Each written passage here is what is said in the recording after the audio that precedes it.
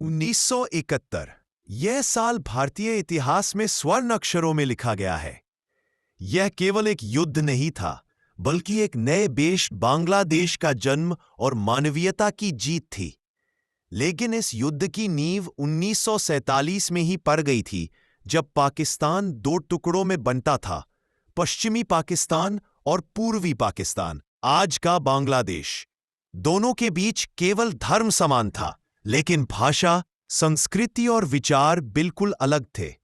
पश्चिमी पाकिस्तान की सत्ता पूर्वी पाकिस्तान पर उर्दू थोप रही थी और उनका शोषण कर रही थी।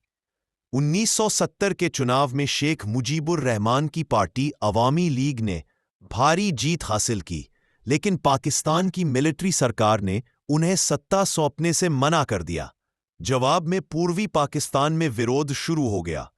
इसे कुचलने के लिए पाकिस्तानी सेना ने ऑपरेशन सर्चलाइट शुरू किया। 25 मार्च 1971 की रात को कत्लेआम शुरू हुआ। लाखों बंगाली मारे गए, महिलाओं के साथ बर्बरता हुई। अपनी जान बचाने के लिए लगभग 1 करोड़ शरणार्थी भारत की सीमा में दाखिल हो गए। भारत के लिए यह केवल एक पड़ोसी का मसला नहीं, बल्कि एक मानवीय संकट और आर्थिक बोझ बन गया था। प्रधानमंत्री इंदिरा गांधी जानती थीं कि युद्ध अब अपरिहार्य है, लेकिन वो दुनिया को भारत का पक्ष समझाना चाहती थीं।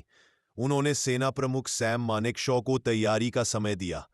दूसरी तरफ भारतीय सेना ने बंगाली स्वतंत्रता सेनानियों यानी मुक्ति वाहिनी को ट्रेनिंग और हथियार देना शुरू किया।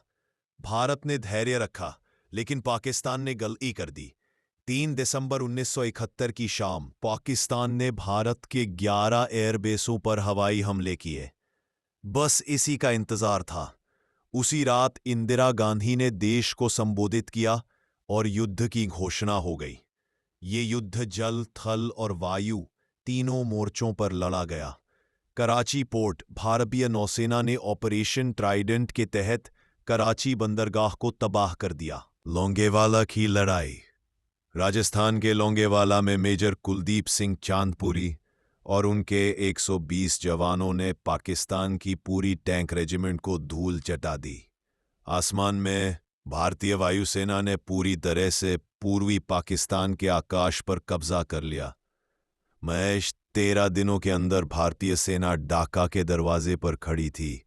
पाकिस्तानी सेना का मनोबल टूट चुका था। 16 दिसंबर 1971 दोपहर के वक्त ढाका रेस कोर्स में इतिहास रचा गया।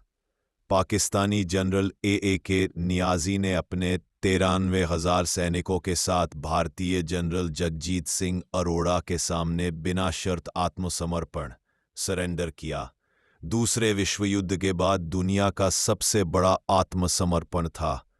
इस जीत के साथ ही नक्शे पर एक नए देश बांग्लादेश का उदय हुआ।